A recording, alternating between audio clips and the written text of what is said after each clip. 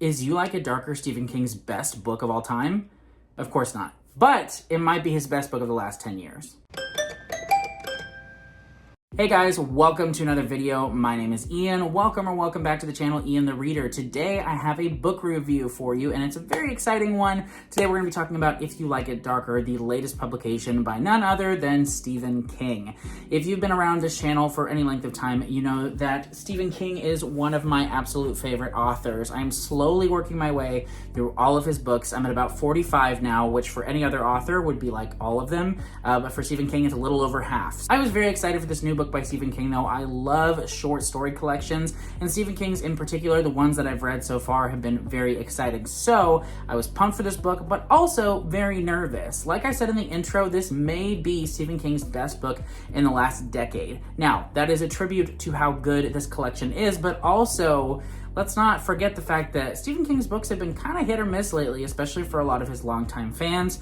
I have read, I think, all of his books that have come out in the last 10 years, if not all, then most. And to be honest, it has been a lot of misses lately. I was not a fan of Holly, really. I didn't even finish Fairy Tale. I DNF'd it, and I'll probably come back to it at some point. Billy Summers was okay, and other than that, it's just been some duds, to be honest. So I was excited, but a little bit nervous coming into this collection, and I'm happy to say that You Like It Darker was really fantastic. In this review, I'm actually going to be discussing each individual story, and I'm going to be ranking them from my least favorite to my absolute favorite. And we had some 5-star banger stories in this collection, so stick around until the end to see what my favorite stories from You Like It Darker were. If you've read this collection, I would also love it if you would jump in the comments and let me know what were your top 3 stories from You Like It Darker, and if you haven't read this collection yet, are you excited to? Without any further ado, let's jump in with my 12th place story. Coming in last place, we have The Turbulence Experiment, and to be honest, this is a pretty frustrating one for me because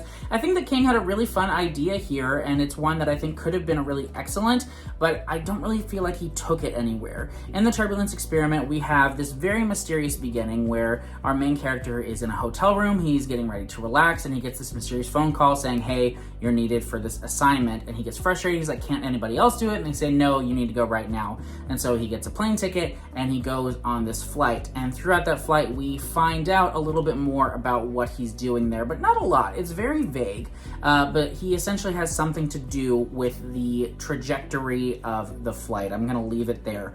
And like I said, this is a really fun idea, and as it develops, some of the mysteries get resolved and some don't, but you're left kind of feeling like, oh my gosh, there's a lot going on here. And I didn't necessarily need a lot more information because I liked how ambiguous it was and how mysterious and how there's a lot of stuff going on here that we don't necessarily know about. What I really wanted was like any semblance of a plot from this story, because I think that King had a really fun idea and he set up some really interesting stuff, but the actual story didn't really have a lot of conflict. At least it didn't ever really feel like it for me as the reader. So this is one of those that I would personally put at the bottom just because I think he had a really good idea here and I was excited as I read it. And by the time I came to the end, I was like, that's it? So pretty frustrating for me. Overall, I give the story 3 stars, and it is my least favorite of the collection. In 11th place, we have Finn, which this was actually published a while ago. Quite a few of these stories actually were recently published in different places, but this was an exclusive to Scribd/Everand, and I had seen it for a while, but I honestly just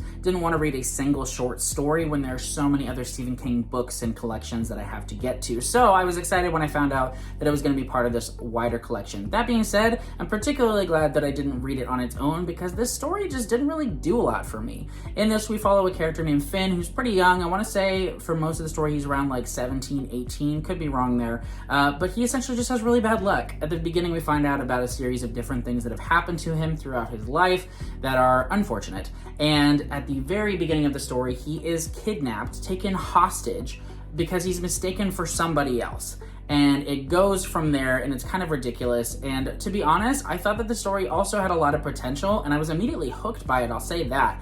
But by the end of it, it just kind of felt like Stephen King didn't really know what he wanted to do with the story, and it ends in a way that's a little bit ambiguous. You're not really 100% sure how it ends, which sometimes works for me really well, but in this case, I found that it just fell flat, and rather than feeling like Stephen King did it all on purpose, it almost felt like he just had no idea how to end the story, so he just ended it. So sometimes that kind of story works for me, and sometimes sometimes it doesn't, and unfortunately this time it did not work for me, so this story gets a 3-star. In 10th place is Willie the Weirdo. So this is one that I wasn't immediately hooked by. To be honest with you, it's just it kind of feels like a run-of-the-mill story for the most part from Stephen King. I feel like he's written stories like this in the past. In this, we follow a young boy who is strange. Clearly, the story's called Willie the Weirdo when we follow Willie, but it also follows his grandfather who is dying, and you find out a little bit about the grandfather, and the family themselves are just not comfortable with Willie, or really the grandfather, to be honest. The whole situation is just a little bit strange. And this is one that honestly, I think would have been really interesting had it been longer. I feel like we didn't really get enough time to feel fully creeped out by Willie or just feel all of the tension and everything that was going on in the story. It was just a little bit too brief for me to feel like truly invested. And Stephen King most times like does a really good job of getting you immediately invested in the story, and this was one that just didn't quite hit the mark for me. So overall, I enjoyed it a little bit more than the other two, but it still comes in around the bottom. Willie the Weirdo gets a 3.5 star for me. In 9th place is Lori. So this is actually a really nice story. In this one, we follow an older man who is lonely, and I believe his sister gets him a dog as a gift, which is not a great gift. Like, when you think about it, why on earth would you get somebody a pet as a gift? Because if they don't want it, that pet could be neglected and it could just go very poorly. But anyway, that aside, this just follows this man who gets this dog, and it's about their friendship as it develops. And there's also these alligators around that cause some havoc. We'll go ahead and put it there. But this was a story that I liked, but I just didn't love. And this is kind of where we get into these stories that overall are not bad by any means, and I don't necessarily have like a lot of complaints about them. It's just they didn't quite impact me as much as other stories in the collection did. So for Lori, that's kind of how I felt about it. There were some heartwarming moments. I always like a good man's best friend kind of story with a dog and a character really bonding, so I did enjoy that, but this was just kind of a low impact story for me overall. It was a good story, just not my favorite, so for Lori, I'm giving this a 3.5 star as well. In 8th place, we have Red Screen. So this was quite the short story, but I thought it was really interesting and impactful. And this is one of those kind of in juxtaposition of the stories I mentioned earlier that are ambiguous and didn't work for me. This one had a certain level of ambiguity to it, but I really liked it.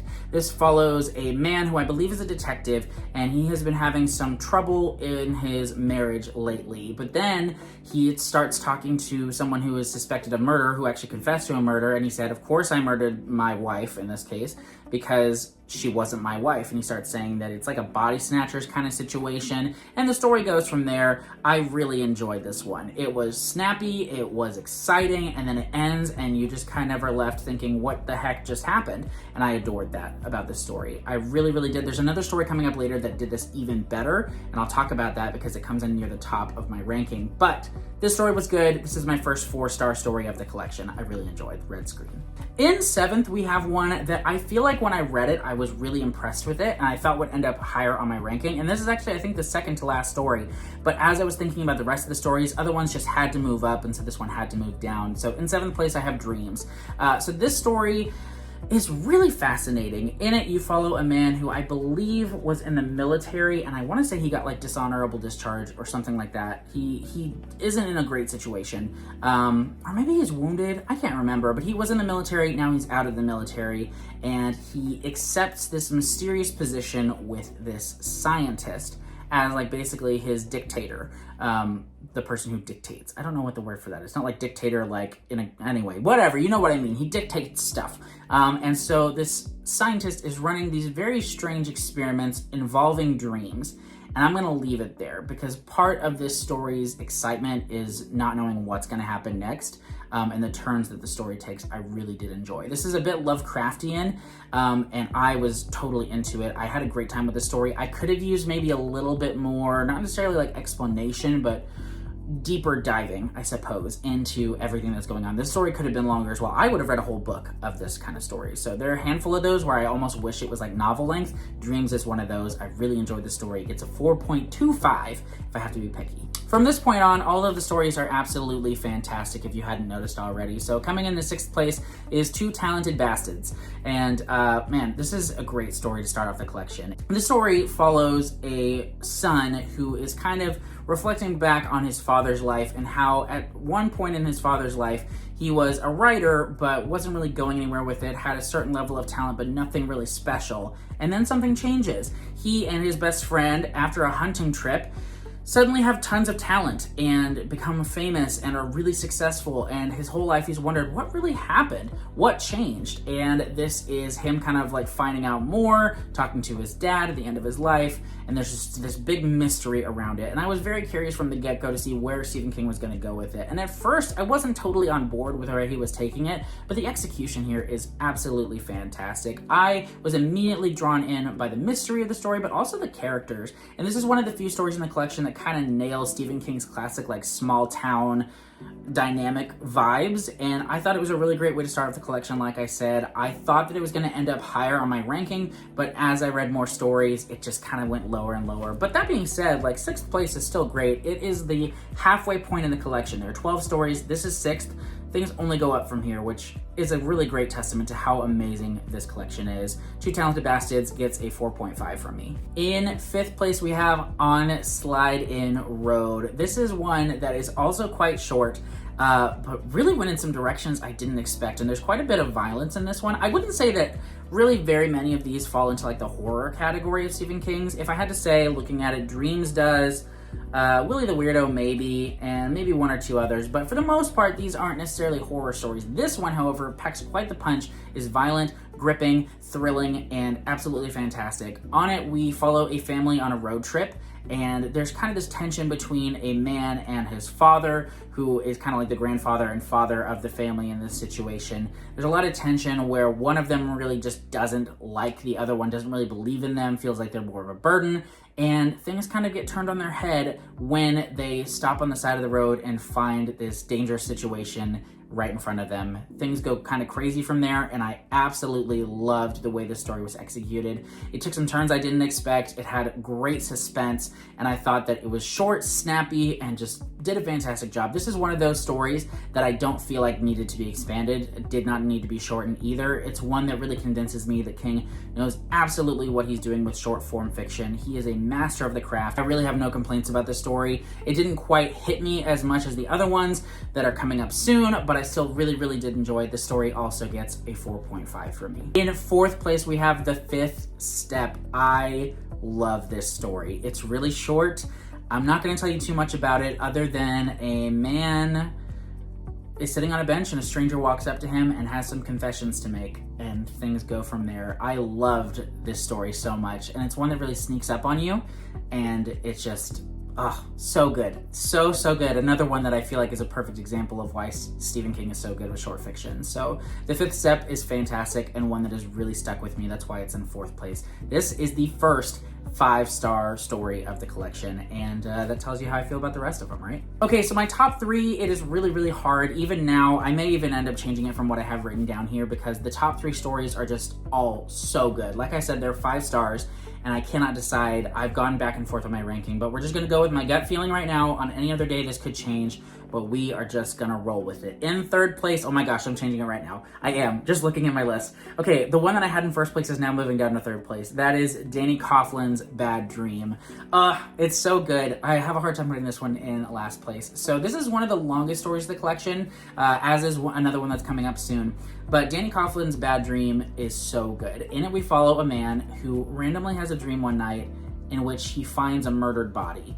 And he is convinced that it's absolutely real, so he goes to check it out and realizes, yes, there's a murdered body here. And so he does the right thing, calls the cops, and immediately becomes a suspect in this murder. And oh my gosh, it was so good. I loved the slight supernatural aspects of this story, but the thing that really nailed this for me was, 1, the mystery, but 2, there's a really interesting like power struggle in this between the main character and another character, and it's one that I totally didn't expect. It ends up being like these two characters become like arch rivals somehow in the midst of this murder investigation, and it was so well done. Like it really was. It was one of the most engaging moments of the whole collection, was the dynamic between these two characters, the obsession that starts to become an issue, the madness that is dwelling beneath the surface here. It was just immaculate. The story was so good. It's really like the biggest like mystery story of the collection, and King has in later years been drifting more towards like the mystery side with like his Bill Hodges trilogy, the Holly books,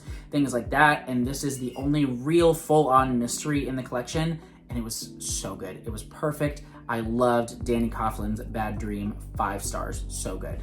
In second place, and again, this is actually, no, this one is staying where it was. This is staying in second place, and my third place one has moved up to first. But again, these last 3 stories are all incredible. But in second place, we have The Answer Man. This is the final book of the collection, and one that is truly such a treasure, because apparently this was a story that sat in like a box in King's attic or something like that for a very long time, and one of his family members found it recently and was like, you have to finish the story, and so he did. And the fact that this is a story that King never knew or thought he would come back to is crazy to me. The Answer Man was so good, and it was one that really, it kind of reminds me of 11/22/63 in the way that it's so much more than what its genre kind of defines it as. There's just so much heart to the story, and it's so good. The Answer Man follows a man throughout his life as he is faced with these big kind of questions, and every time, not every time, but a couple times throughout his life, when he has these big decisions to make or big things happening in his life,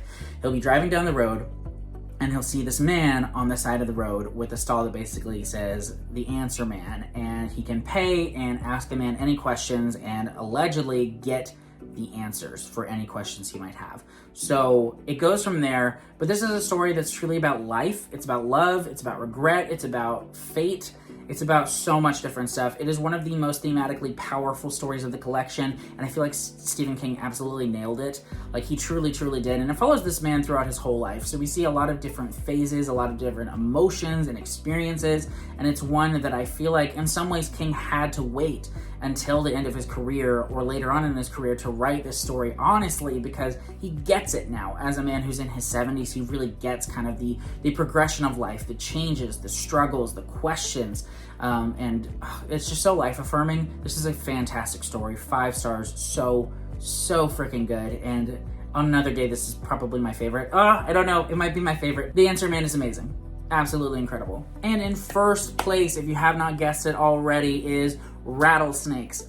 Oh my gosh, this story really blew me away in a way I did not expect. This is a sequel to Stephen King's novel Cujo, which came out quite some time ago, like 30 years ago or something like that. And so it's a sequel that not a lot of people expected, and in some ways it's kind of like Dr. Sleep in that way, where he's got this classic book that he eventually, years and years later, comes back and writes a sequel to. And I adored this story. And it's one that really took me by surprise because I didn't really like Cujo. I liked it okay, but there are some things that happened in the latter half of that book that just frustrated me so much and hurt me so much that I was left not really feeling like I enjoyed that book a lot. I think I even gave it like 2 or 2.5 stars when I finished it.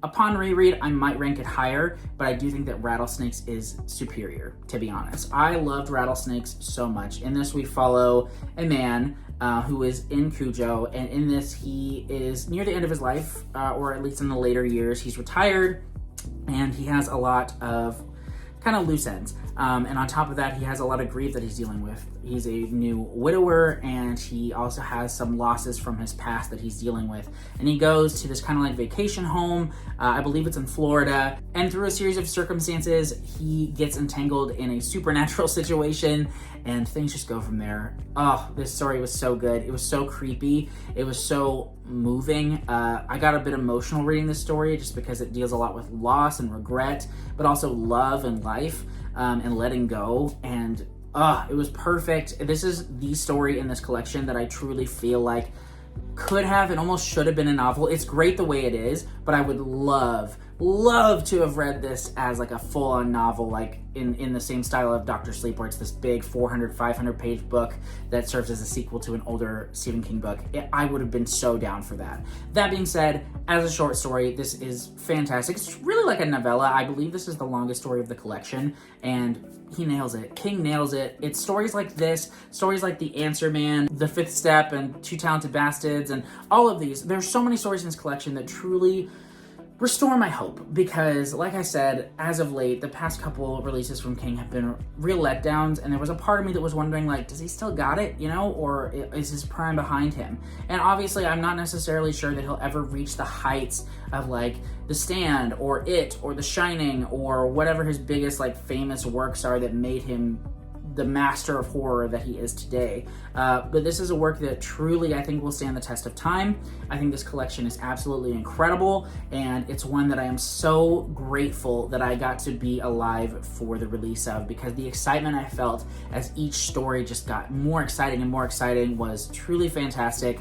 This is an amazing collection. If you've never read any Stephen King collections, I recommend reading this one absolutely. You will definitely want to read Cujo before reading Rattlesnakes, but any of the other ones are fantastic to read as well, and I think this is an absolutely amazing collection. I gave it 4 stars upon completing it, but the way that some of these stories have really stuck with me, and the fact that there are no like true duds in it, there's some that I did not enjoy as others, and some that I had like some frustrations with, but I enjoyed at least some aspects of every story in this collection. I have to say, this collection is amazing, and it gets 5 stars from me. So what did you think of You Like It Darker? Did you have a story that really stood out to you and impacted you like it did me? And what do you think of Stephen King's collections and releases of late? Do you feel like this is his best like I do, or did you enjoy others more? Let me know in the comments. Thank you so much for watching. If you haven't already, I would love it if you like this video or subscribed, because we have lots of videos coming up soon, and I'd love it if you were around for them. So thanks again for watching. I'll see you in the next video. Bye.